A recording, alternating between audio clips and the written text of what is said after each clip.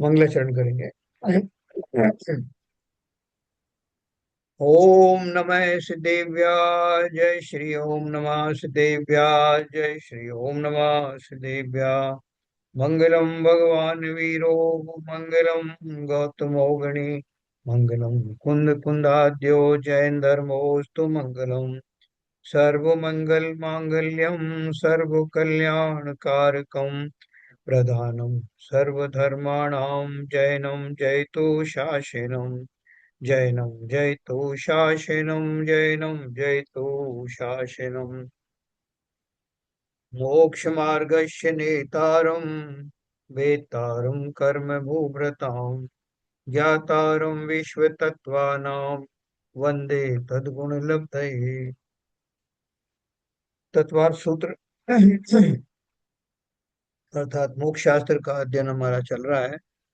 इसमें प्रथम अध्याय के अंतिम भाग में हम पहुंच गए हैं। और 5 प्रकार के सम्यक ज्ञान के बारे में हमने चर्चा की। मति श्रोतावधि मनय पर्याय और केवल ज्ञान। उसके बाद में हमारी चर्चा हुई कि हमें जो मिथ्या ज्ञान है वो क्यों है, सम्यक ज्ञान हमें क्यों नहीं है। तो सम्यक ज्ञान क्यों नहीं, तो मिथ्या ज्ञान है इसलिए सम्यक ज्ञान नहीं हो रहा है। तो मिथ्या ज्ञान क्यों है और कितनी तरह का मिथ्या ज्ञान होता है, हमारे ज्ञान में क्या मिथ्यापना आ गया है जिसके कारण से उसको ज्ञान को मिथ्या कहा जाता है। तो वो हम पढ़ रहे थे, जिसमें हमने पढ़ा था कि 3 प्रकार की विपरीतताएं होती हैं। किंचित संशय होता है तत्वों के बारे में, वस्तु स्वरूप के बारे में। विपरीतताएं होती है, नहीं विपरीत चिंतन होता है, वस्तु स्वरूप जैसा है वैसा नहीं होता, या उसमें संशय होता है, या विपर्य होता है, या अनध्यवसाय होता है। इन तीनों का स्वरूप भी हमने पढ़ा था। एक बार और हम उसको पढ़ेंगे आज। और आज हम लगभग 8:30 बजे समाप्त करेंगे। एक मीटिंग है आज।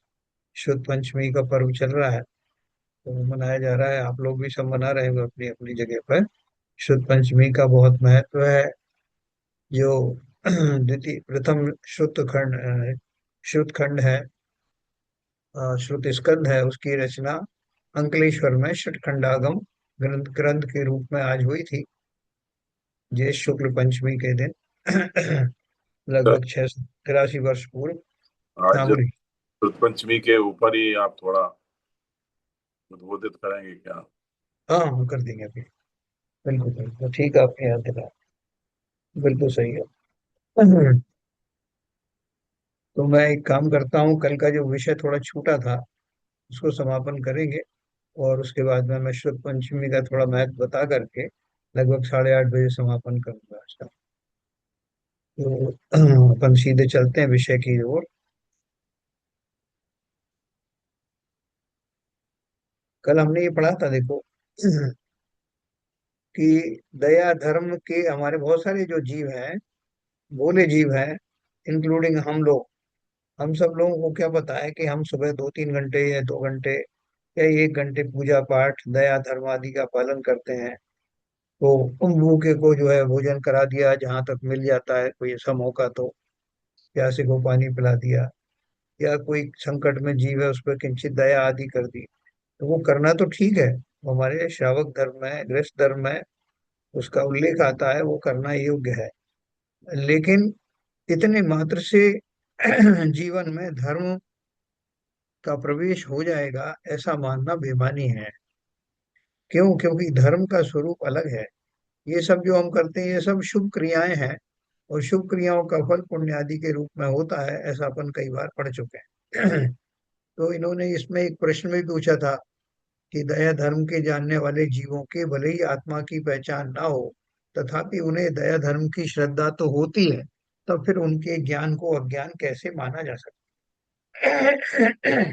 तो इसका उत्तर उन्होंने दिया था, दया धर्म के ज्ञाताओं में भी आप्त यानी जिनेन्द्र देव, आगम और पदार्थ नौ तत्वों की यथार्थ श्रद्धा से जो जीव है उनके दया धर्म आदि में यथार्थ श्रद्धा होने का विरोध है। यानी अगर हम धर्म का सच्चा स्वरूप सच्चे देवशाद गुरु को नहीं समझेंगे, उनके स्वरूप को नहीं समझेंगे, तो मात्र दया धर्म आदि का पालन करने से हमारा काम होने वाला नहीं है। और इसलिए हमारे ज्ञान को जब तक, जिसे हम सम्यक ज्ञान कहते हैं, तत्वों का सच्चे स्वरूप का ज्ञान होना, सच्चे देव शास्त्र गुरु का ज्ञान होना, और श्रद्धा के लेवल पर होना। जो हमें अभी है वो श्रद्धा के लेवल पर नहीं है, ये तो खाली हम जानकारी के तौर पर जानते हैं। जब ऐसी श्रद्धा होती है तब वो वास्तव में धर्म बन जाता है। उसके बिना जो किए जाने वाले कार्य हैं उनसे किंचित पुण्य का तो सृजन हो सकता है, लेकिन धर्म नहीं होता। इसलिए हमें तो बहुत आसान है ना जैनियों को तो, क्योंकि ये सब हमने तुमको सुनने में भी मिलता है, हमारे ग्रंथों में भी आता है। दया धर्म हमारे जीवन में पहले से ही बसा हुआ है। इसलिए थोड़ा सा प्रयत्न करने पर हमें वो एडिशनल चीज जो जरूरी है, तत्वों का स्वरूप, देव शास्त्र गुरु का स्वरूप आदि जो बातें हैं, आत्मा का स्वरूप, वो अच्छे से समझ में आ जाएगी। इसमें ज्यादा मेहनत की जरूरत नहीं पड़ेगी। ये अपन ने पढ़ा। उसके बाद अपन ने पढ़ा था ये जो कुछ लोगों का कैसा जो संशय विपरीत और अनध्यवसाय का स्वरूप हमने पढ़ा था, कि कुछ लोगों को तीन तरह की विपरीतता अपन ने पढ़ी थी ना। ये ऊपर पढ़ी थी अपन ने तीन तरह की: कारण विपरीतता, स्वरूप विपरीतता, भेदाभेद विपरीतता। ये अपन ने पढ़ ली थी। उसके बाद अपन ने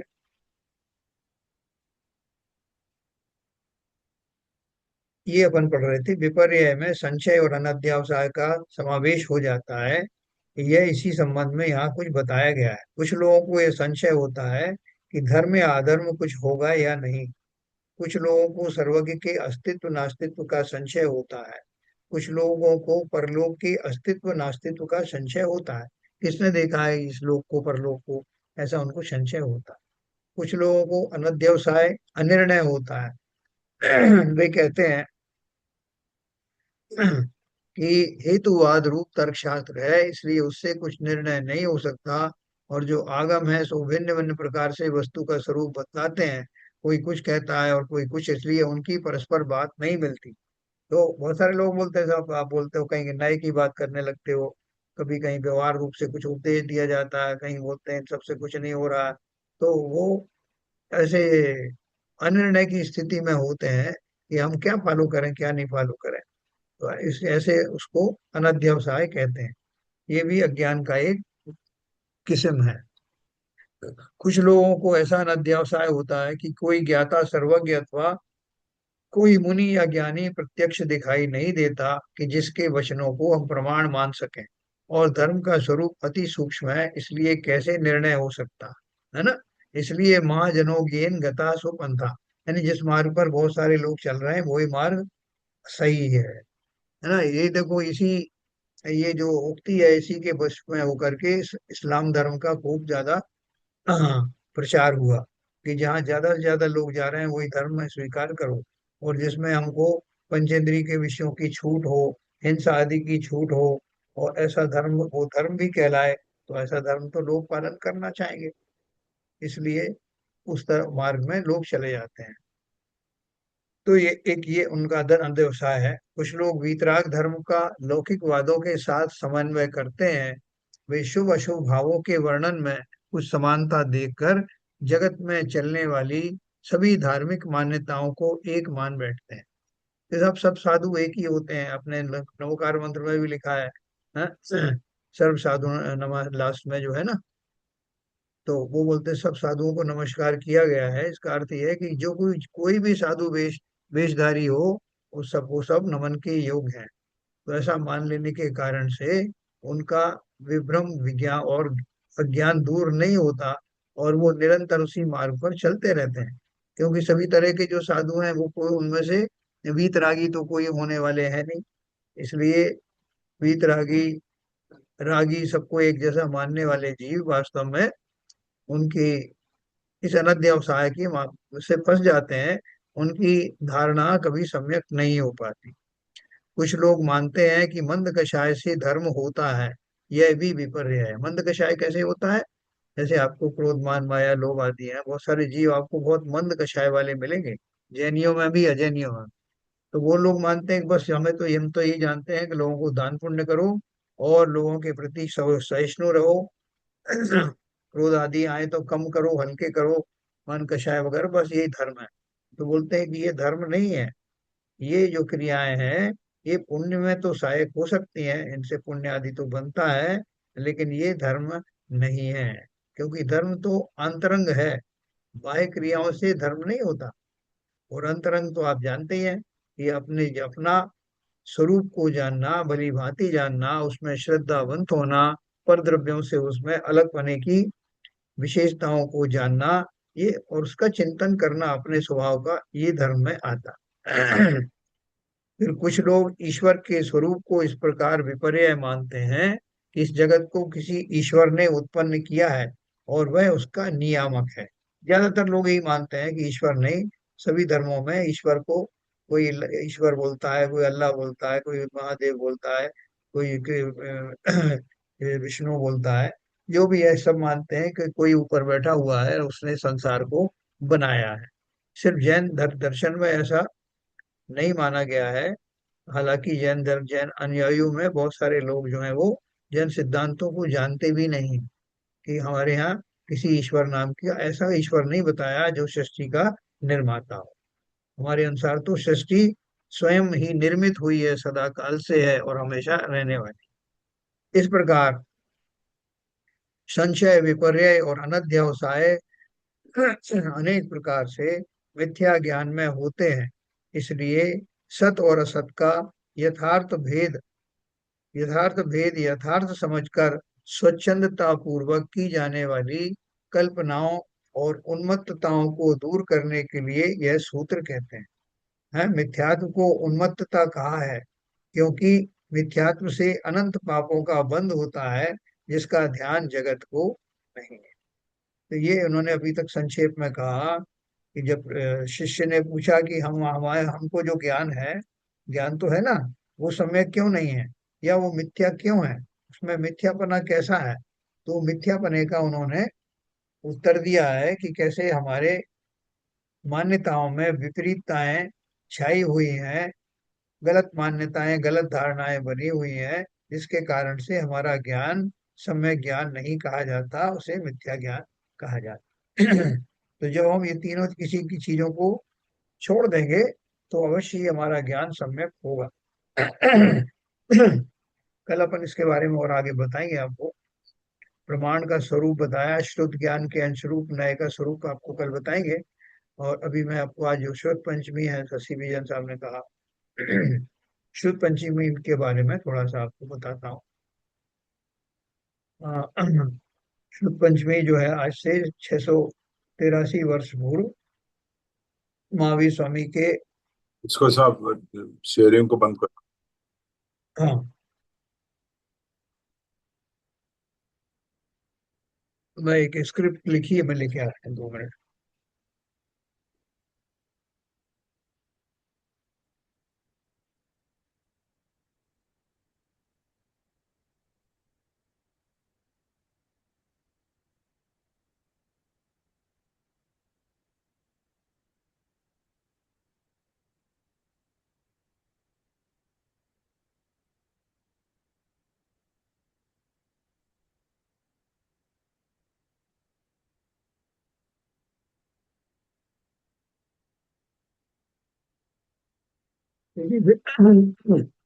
जैसा हम लोग सब जानते हैं कि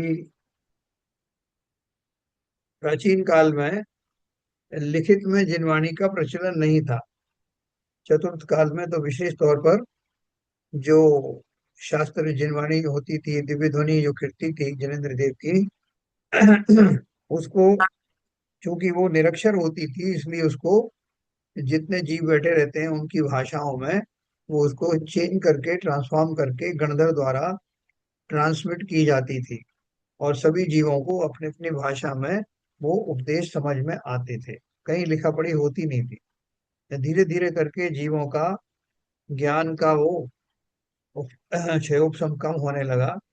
तो ये आवश्यकता महसूस हुई कि उनकी जो मेमोरी है वो लॉस भी हो रही है, तो लोग इतना ध्यान नहीं रख पाते, इसलिए श्रुत केवली के बाद, केवलियों के बाद श्रुत केवलियों की परंपरा चली। और ये अंतिम श्रुत केवली भद्रबाहु स्वामी हुए। तो उनको ये बात पता लगी कि धीरे धीरे ये मेमोरी लॉस हो रही है। तो इसलिए इनको लिख करके जिनवाणी का समायोजन किया जाए। तो ताड़पत्रों पर लिखने की प्रक्रिया शुरू हुई। वर्धमान स्वामी के निर्वाण के बाद 683 वर्ष के बाद एक भद्रबाहु स्वामी हुए, दूसरे नंबर के। फिर उनकी जो परिपाटी संघ की परंपरा होती है, उसमें धरसेन नामक एक मुनि हुए। उन्हें कितना ज्ञान था आपको मालूम? द्वादशांग वाणी में 11 अंग के बाद में 12वां जो अंग होता है, दृष्टिवादान अंग है, उसके जो है 5 भेद होते हैं। उसमें से एक भेद पूर्व होता है। 14 टोटल पूर्व होते हैं। और वो 5वें अंग में विशेष रूप से वो पूर्वों का बहुत महत्व है। उस पूर्व में से 14 पूर्व में से द्वितीय पूर्व अग्रणी नाम के पूर्व के 5वें वस्तु अधिकार में महाकर्म प्रकृति नामक चौथा प्रावृत, ये उसके मैं आपको डिवीजन बता रहा हूँ, उसका उनको ज्ञान था। वो तो उन्होंने सोचा कि जो इतना जो भी ज्ञान है वो मैं किसी को दे करके जाऊं। तो उन्होंने इसके लिए 2 मुनियों को बुलाया। यंग मुनि थे भूतबली और पुष्पदंत। उनकी परीक्षाएं की। परीक्षा करने के बाद जब उन्हें योग्य मान लिया तो उनको वो सारा ज्ञान उन्होंने दिया, जिसके बल पर उन्होंने एक शास्त्र की रचना की। और उस शास्त्र का नाम पड़ा षटखंडागम। 6 खंडों में वो बनाया गया है। हाँ, और हाँ, आज के दिन उसकी रचना हुई अंकलेश्वर में, जो गुजरात में अंकलेश्वर है। फिर उसको पुस्तक रूप में उसकी रचना कालांतर में हुई। पहले ताड़पत्र पर की होगी, उसके बाद में पुस्तक के रूप में रचना हुई। और फिर उस वो रचना चूंकि प्राकृत में हुई थी, इसलिए फिर उसको उसके ऊपर में टीकाएं लिखी गई। और एक वीरसेन नामक के मुनि हुए, उन्होंने धवला, महाधवला, जय धवला आदि वो जो उसकी टीका है उनकी रचना की, है ना। तो वो टीका है, मतलब टीका के रूप में वो स्वतंत्र ग्रंथ बने। अब ये आज के डेट में धवला पुस्तक नंबर 1, धवला पुस्तक नंबर 2 ऐसे बन गए। ग्रंथ एक ही है षटखंडागम। उसकी जो अलग अलग टीकाएं हैं, उन टीकाओं में से सारी टीकाएं मिलती नहीं है। और कुछ टीकाएं मिलती हैं, तो धवला पुस्तक के नाम से मशहूर है। और वो टीकाएं भी बहुत भारी पड़ती, सब नहीं समझ सकते। इसलिए आपने वो चामुंडा राय का नाम सुना होगा, साउथ में जो हुए थे, जिन्होंने वो बाहुबली स्वामी की प्रतिमा बनवाई थी, जो वहां पर श्रवण बेलगोला में। उन्होंने आचार्यों से, नेमी चंद्र आदि आचार्यों से निवेदन किया कि इतने भारी ग्रंथ हम नहीं पढ़ सकते। तो उन्होंने गोमट सार, लब्धि सार, छपना सार आदि शास्त्र उसके आधार पर बनाए, है ना। इस प्रकार यह प्रथम सिद्धांत की उत्पत्ति है। इसमें क्या क्या क्या दिया जाता है? इसमें आत्मा का विशेष वर्णन नहीं, इसमें कर्म सिद्धांत आदि का विशेष वर्णन। यह प्रथम सिद्धांत की उत्पत्ति है। ये कथन पर्यायार्थिक नय को मुख्य करके है। इसी को अशुद्ध द्रव्यार्थिक नय अथवा अशुद्ध निश्चय नय या व्यवहार नय कहते हैं। तो ये इसके आधार पर जो ग्रंथ बनाया, वो जो आपके गोमटसार आदि जो है वो, ये सब मैंने आपको बताया। ये प्रथम श्रुत स्कंद कहलाता है। उसके बाद द्वितीय श्रुत स्कंद की रचना हुई। वो उसकी परंपरा में कुंद कुंदाचार्य आदि आते हैं, जिन्होंने अध्यात्म को मुख्य करके उस श्रुत स्कंद की रचना की, जिसमें पंच परमागम, समय सार, नियम सार, प्रवचन सार, अष्टपाहुड़ और पंचास्तिका है, इस तरह के ग्रंथों की रचना हुई। वो द्वितीय श्रुत स्कंद कहलाता। तो इस प्रकार से आज जो हमको जो कुछ मूल में मिल रहा है पढ़ने के लिए, वो उन उन रचनाओं का थोड़ा सा भाग है। लेकिन वो हमसे हमारा बहुत काम चलने वाला है, चल ही रहा है। षटखंडागम के जानकार आज बहुत बिरले हैं। और ऐसा कहा जाता है कि इसको बहुत शुद्धि के साथ पढ़ना चाहिए। इसलिए प्रारंभ में तो मुनियों ने ये बोला कि इसको गृहस्थ लोग ना पढ़ें। तो ना पढ़ने के पीछे कारण यही था कि उतनी शुद्धि और उतना धैर्य के साथ में अगर वो नहीं पढ़ेंगे तो सिद्धांत को गलत भी समझ सकते हैं। खाली मात्र इतना ही था। लेकिन जिनका ज्ञान का अच्छा क्षयोक्षम है, जो पूर्ण पवित्रता धारण कर सकते हैं, वो आज भी उसको पढ़ रहे हैं, पढ़ना शुरू हो गया है। और ऐसी एक पुस्तक जो है शायद मंदिर में भी आई है। आज शायद वो जैन भवन में भी एक प्रोग्राम है, उसमें छठ खंडागम के दर्शन आपको कराए जाए, जो भी वहां जाना चाहे। ठीक है सर। तो इस प्रकार से ये शरद पंचमी का जो उत्सव उस दिन से मनाया जाता है कि इस दिन जो है वो ग्रंथाकार रूप में, पुस्तकाकार रूप में षटखंडागम की रचना हुई थी। तो आज के दिन का बहुत महत्व है। सुना है कि देवों द्वारा पुष्प वृष्टि भी हुई थी। ये सब चीजें जो है वहाँ के और हिस्ट्री वगैरह में मिलती। तो अभी अपन आज समाप्त करेंगे, तो कुछ लोगों को वहाँ जाना होगा। और कल अपन फिर ये बाद में श्रुत ज्ञान के संबंधी जो बातचीत चल रही है, देखो ये बहुत ऐसी चर्चा है जो हर जगह मिलती नहीं है। तो श्रुत ज्ञान के संबंध में जो अगला जो हमारा चैप्टर, अगला जो अध्याय आने वाला है, श्रुत ज्ञान और उसके अंश नए आदि के बारे में विस्तार से आपको बताया जाएगा। कल जिनवाणी स्तुति करेंगे संजय प्रकाश।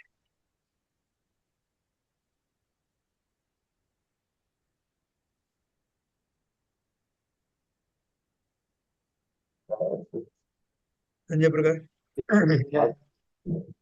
मिथ्यात्म विनाश देखो, ज्ञान के प्रकाश देखो, आपा परिभाष देखो, भानु से बखानी है। क्षण जान देखो, बंद विधि भान देखो, स्वपर पिछान देखो, परम प्रमाणी है। अनुभव ताय देखो, जीव के शताय देखो, कहु न सताय देखो, भव्य उरे आनी है। जहाँ तहाँ तार वेको, पार के उतार वेको, सुख विस्तार वेको, यही जिन वाणी है। हे जिन वाणी भारती, तो हे जपो दिन रैन, जो तेरी शरणा गए, सो पावे सुख चैन। या वाणी के ज्ञान थे, सूझे लोकालो, सो वाणी मस्तक नमो, सदा देते ढोक, सदा देते ढोक। जिनवाणी माता की जय। कार्य स्वर्ग।